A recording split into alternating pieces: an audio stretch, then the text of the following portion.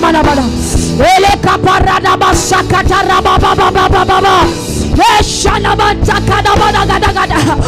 Uaminifu ni sifa yako Bwana. Na mimi unataka iwe sifa yangu Bwana.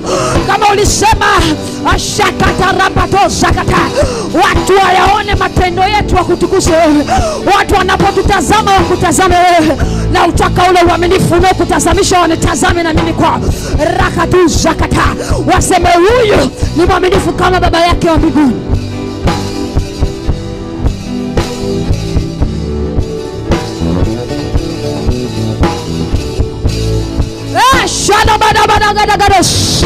Niridhike na vya kwangu nikiamini kuna siku Bwana utaninua.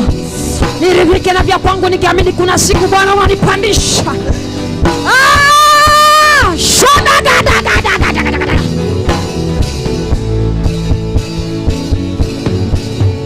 Lekete le parando kosekete librando sekete. Jana mana makata labra katele kus. Riko robo sikete le branda kataraba. Shadagadaga. Wajiombe kwenye kila sifa unayoifahamu.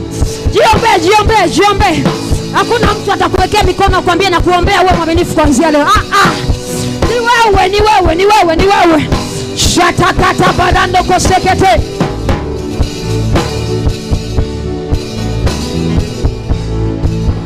Lekete rededededede shanda rabababababa. Makata la mandara makosekete le brande kota. Rika mashanda rabasakata.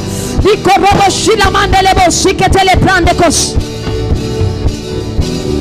Kama ulimtaja Musa kuwa mtu mwaminifu, na mimi nitajwe Bwana, nitajwe. Shekete li brande koto lobo sikete repa. Rakadu shanda katalamana leko robo shanda.